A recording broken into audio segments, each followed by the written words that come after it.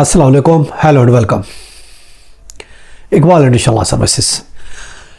आज का जो हमारा लीगल टॉपिक है वो है legal aspects of the crypto currency investment इन पाकिस्तान।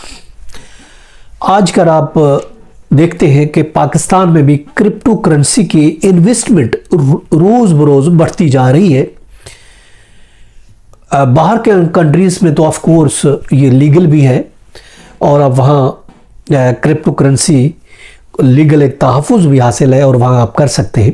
हत्ता कि आप यूएस को देख लो, नया सदर डोनाल्ड ट्रंप ने अपनी एक वर्चुअल करेंसी उसने लॉन्च कर दी है, जो कि शुरू में तो बहुत हाई गई मगर उसके बाद कुछ डाउन हो गई।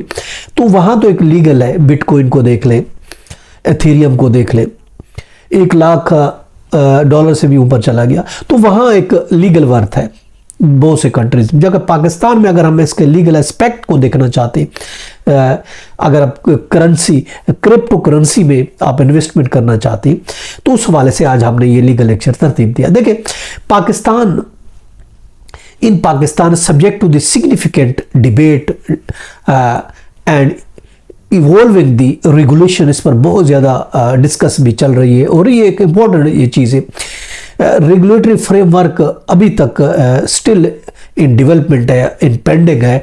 अभी तक कोई रेगुलेटरी एक फ्रेमवर्क तैयार नहीं हो सका। कई दफ़ा डिस्कशन भी हुई है मगर फ़िलहाल ये अंडर डिस्कशन है। लीगली तौर पर अगर हम देखते हैं रेगुलेटरी फ्रेमवर्क की अगर हम बात करते हैं, स्टेट बैंक ऑफ पाकिस्तान ने 2018 में एक सर्कुलर जारी की थी और कहा था कि आप क्रिप्टो करेंसी में आप इन्वेस्टमेंट नहीं कर सकते, ये आपका रिस्क है, आप इस पर वो इन्वेस्टमेंट नहीं करें। और उसने प्रिकॉशन तौर पर एक मेजर्स के तौर पर कि आप किसी फ्रॉड से बच सके, मनी लॉन्ड्रिंग से बच सके और टेररिज्म अगर फिनांस हो रही है टेररिज्म को, तो इन चीज़ों से बचा जा सकता है। इस वजह से उन्होंने इस पर बैन लगाई, कि वार्निंग जारी की कि आप इस पे इन्वेस्टमेंट नहीं करें। और इससे जो है अगर आप डायरेक्ट करेंगे तो इससे बहुत ज़्यादा इम्पैक्ट पड़ेगा, इन द बैन पड़ेगा। हाउएवर, अगर ban did not make crypto currency ownership illegal. अब इस तरीके से बैन के बावजूद ही पाकिस्तान में बहुत से लोग जो है इस किस्म का क्रिप्टो करेंसी का जो है वो बिजनेस कर रहे हैं, उसमें इन्वेस्टमेंट कर रहे हैं। हालांकि स्टेट बैंक पाकिस्तान ने इस पर बहुत ज़्यादा वार्निंग भी इशू की है। अगर हम स्टेटस क्रिप्टो करेंसी का पाकिस्तान में अगर हम देखते हैं, स्टेट बैंक ऑफ पाकिस्तान का अहम मकसद ये है कि फिनेंशियल इदारे इसमें जो है इन्वॉल्व ना हो। और ये पाकिस्तान में अगर स्टेटस देखते हैं, लीगली तौर पर पाकिस्तान में ये रिकॉग्नाइज नहीं है, मगर प्राइवेट लोग क्रिप्टो करेंसी रखते भी हैं और इसमें बिजनेस भी करते हैं, कारोबार P2P करते हैं। और इसके अलावा थ्रू फॉरेन एक्सचेंज के थ्रू या P2P के थ्रू, जो फॉरेन एक्सचेंज है उसमें P2P के थ्रू उसमें इन्वेस्टमेंट भी करते हैं और उसमें अपना कारोबार और बिजनेस भी पाकिस्तान में कर रहे हैं। अब P2P ट्रेडिंग जो है, यानी पेयर टू पेयर या पर्सन टू पर्सन इसको आप कह सकते हैं, बैन के बावजूद पाकिस्तान में P2P के जरिए क्रिप्टो करेंसी का जो कारोबार है वो जारी है। लोग जो फाइनेंशियल इंस्टीट्यूशन को बाईपास कर देते हैं, जब उसके लिए कोई रेगुलेशन नहीं बनी, उसके लिए कोई कानून नहीं बना, तो पाकिस्तानी ऑफ कोर्स फिर P2P के जरिए जो है फाइनेंशियल इंस्टीट्यूशन को बाईपास करके उसके जरिए ये बिजनेस करते हैं। प्लेटफॉर्म लाइक लोकल बिटकॉइन अगर हम देख ले, बिनांस देख ले, तो ये P2P के जरिए इसकी सेल भी हो रही है और इसके लिए परचेज भी हो रही है।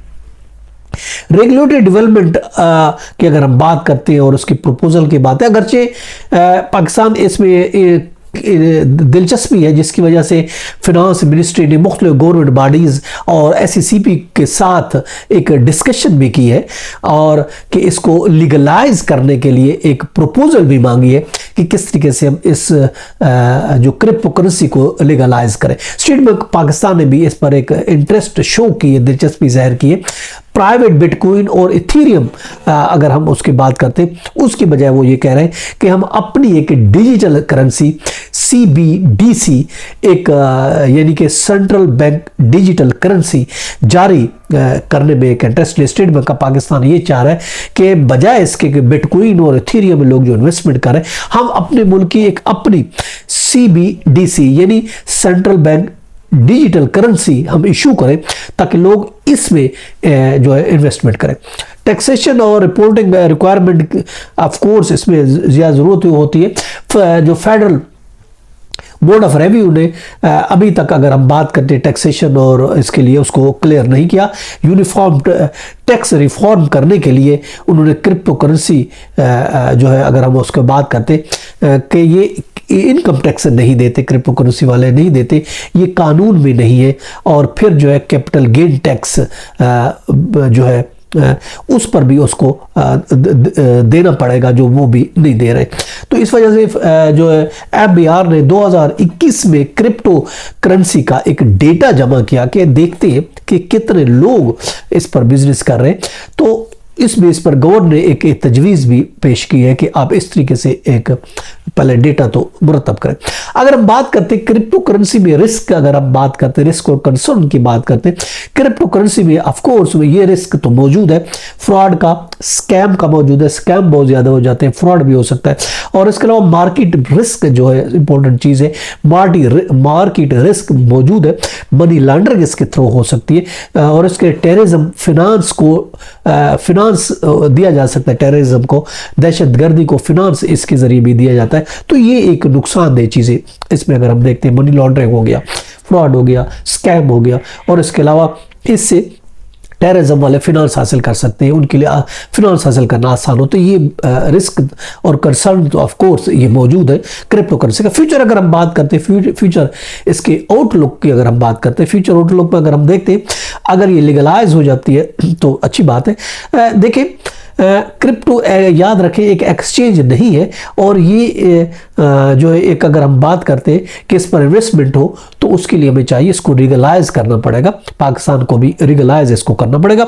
अगर हम इसको कंसिडरेशन की इसकी इंपॉर्टेंट चीज़ देते कि तो इससे हमें ड्यू डिलिजेंस अगर हम करते हैं तो फिर इस तरीके से हम इस फ्रॉड से और स्कैम से बच सकते हैं। उसके अलावा टैक्स कंप्लायंस भी होना चाहिए कि टैक्स में तब्दीली पर नज़र रखें कि किस तरीके से टैक्सेस में वो कर सकते, पे कर सकते। इसका रेगुलेटरी अगर आप बात करते हैं, रेगुलेटरी चेंजेस जो है एफबीआर है, स्टेट बैंक ऑफ पाकिस्तान है, SECP, इसको देखें तो ये की कंसिडरेशन बहुत सी चीज़ों को अगर देखकर हमको अगर वो फैसला करते हैं तो इन चीज़ों को देखें। एफबीआर क्या कहता है, स्टेट बैंक ऑफ पाकिस्तान क्या जाता है, SECP को देखें, टैक्स में क्या तब्दीली हो रही है उस हिसाब से। और इसके अलावा हमें फ्रॉड और स्कैम से बचते हुए अगर हम ये बिजनेस करते हैं तो किया जा सकता है, मगर इसकी फिलहाल लीगलाइज वर्थ नहीं है क्योंकि इसको पाकिस्तान में, लेकिन इसके बावजूद भी अगर हम देखते हैं तो पाकिस्तान में इस तरह का बहुत सा बिजनेस जारी है। ये था आज का लेक्चर, फिर मिलते हैं। हैव अ नाइस डे, अल्लाह हाफिज़।